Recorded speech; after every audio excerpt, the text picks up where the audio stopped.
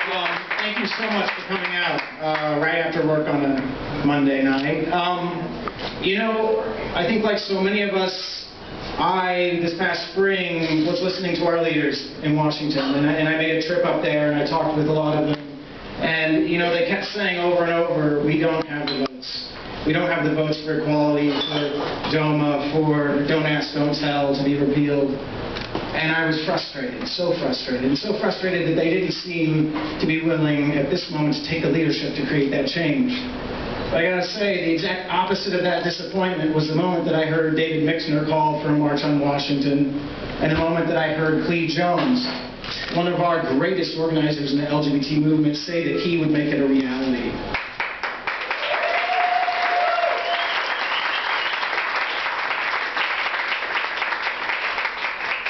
And I want to say, it's so very important that we do this march. Marching is how we get our faces out there. It's how we tell our personal stories. It's how this country meets us. It's how we make our voices heard. But what's so incredibly important about this march, and I'm sure Clee will talk about it, is this march isn't just to make our voices heard, it's also to organize. To get people from these congressional districts, and thankfully we have supporters here from New York who you're going to hear from soon in those congressional districts. And now it's so very important that we call all our friends and family and all the congressional districts in between, and we get them there so that once we are all together, we can organize and finally, at last, create a true national LGBT force. So, please, one of the wonderful things about being an Angelino is that we're not, for the most part, from here. Please make those phone calls. Please urge people to attend from your hometowns, from your friends' hometowns, your family from their hometowns, so that we can do that organizing, so we can make our voices heard, and so we can create change. That is how change happens. It is overwhelming when you read the statistics. GLAAD says that 70% of all people who once voted against equality and now vote for full equality do so because they have met a gay or lesbian person personally. So let's get out there and do that work and reach out. And the best thing we could do right now in this moment, this very critical moment in the gay and lesbian movement, is to reach out. It is to march. It is to make our voices heard. Thank you very, very, very much.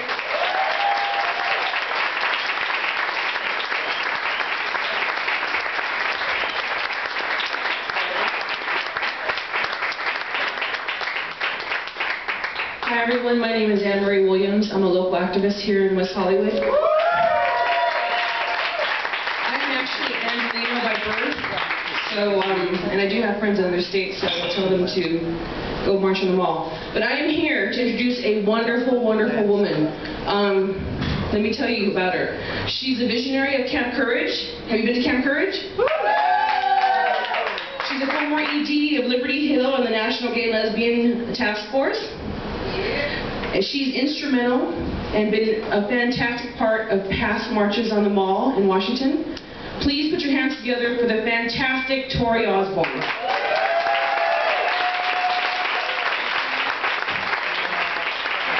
I'm thrilled to be here because I'm not in club drag, I'm in work drag because I just drove downtown. I was thinking about, I'm excited to be here also because the cast of Hair is here, and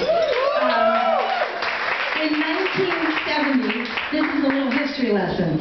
In 1970, after the United States invaded Cambodia, and the anti-war movement, already pretty much at its peak, exploded, including Kent State and Jackson State and other things that you probably do know about. There was a show going on Broadway called Hair. And I was living on the streets myself. I was a student at Columbia, but I snuck off to see this show, and I happened to go to the show the day that the cast wanted to close down in honor of Kent State and Jackson State, but the show went on, and my friend, and maybe all of your friends, Holly Near was in that show at the time. So there were many baby lesbians in the show and in the audience, and it was I'd never seen any professional theater group stop a show to acknowledge a moment in history. And here we have it again. So it all goes around.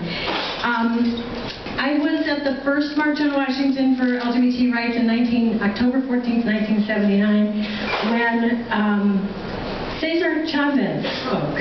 A lot of people don't know that. but it was a huge act of solidarity for him to come to our march.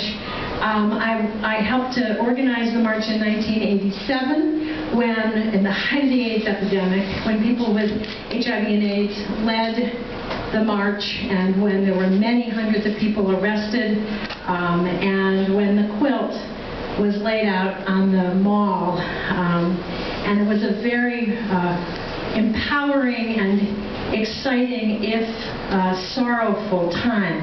But it was a march that energized. ACT UP chapters spread across the country, PFLAG chapters spread across the country, GLAD chapters spread across the country. It was a march that served both as a place, as an event, and as an organizing tool. And I was there in 1993 when 1 million people stood on the mall and welcomed the Clinton era. I think we have a lot of lessons to learn from that era, but that's for another speech.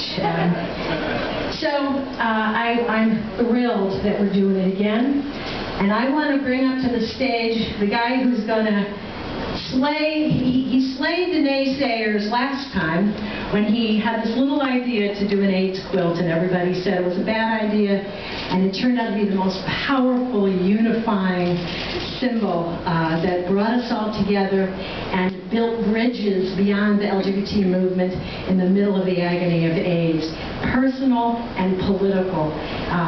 He is profoundly, there are very few people who get 2 chances to be a big old star and leader, and I am so glad that the guy that is going to make it really happen for us is the best organizer we've got, Cleve Jones.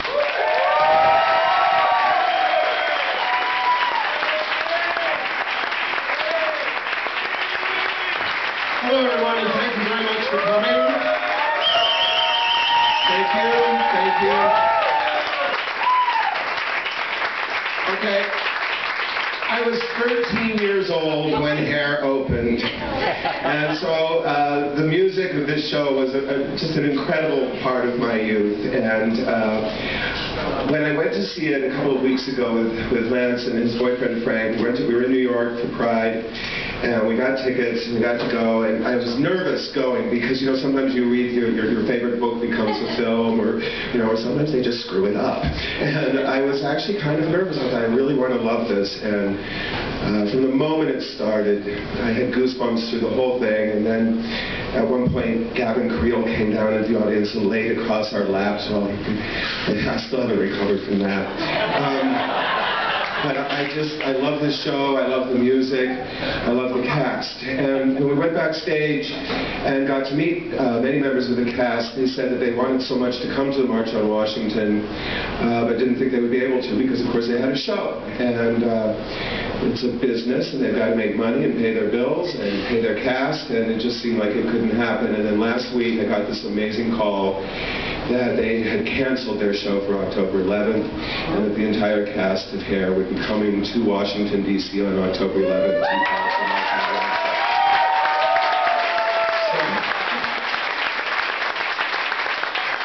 And then as if that wasn't enough, they said that they would be here in LA to take the Tonight Show and would be available to do a press event to promote the march. So I don't have words to express the gratitude that I feel to the cast and management of Hair. I just thank you from the bottom of my heart. This march is going to be a different march. Yes. This is not Lollapalooza. It's not a circuit party. We've got little to celebrate. We have a lot to demand, and we've narrowed it down to one sentence. In previous marches, we spent, months, sometimes years, agonizing over a long list of demands. Tori remembers this process well, and you end up with this long list of demands that nobody ever read. We have one demand only. We demand equal protection under the law in all matters governed by civil law in all 50 states, period. That's why we're marching.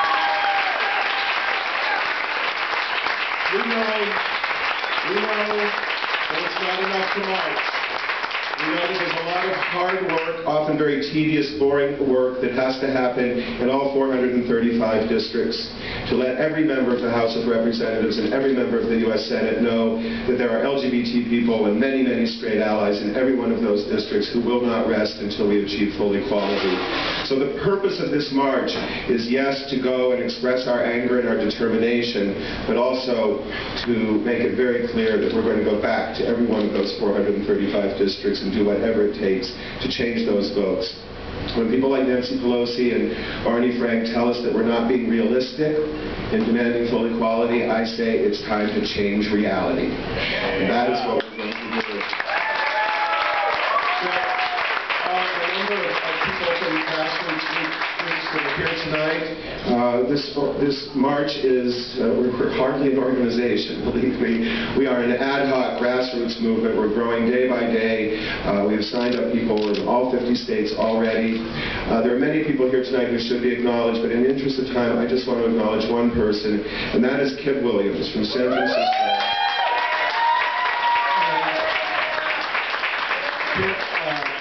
Kip is our web genius, and are we live now, Kip? NationalEqualityMarch.com.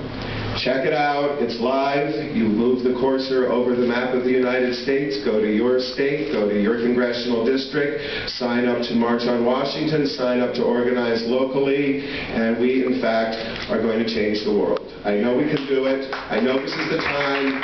A door has been opened. We must push through that door. It is already swinging shut. If we don't use every strength we can muster, we will lose. But if we do what we say we're going to do, we're going to win. And it will change the lives of LGBT people for generations to come. We're in this for the long haul. So I'm so grateful to all of you, and thank you so much to the cast and management of HAIR. Thank you very, very, very much. Gavin, you ready? There's Gavin. Here he comes. The amazing Gavin Creel.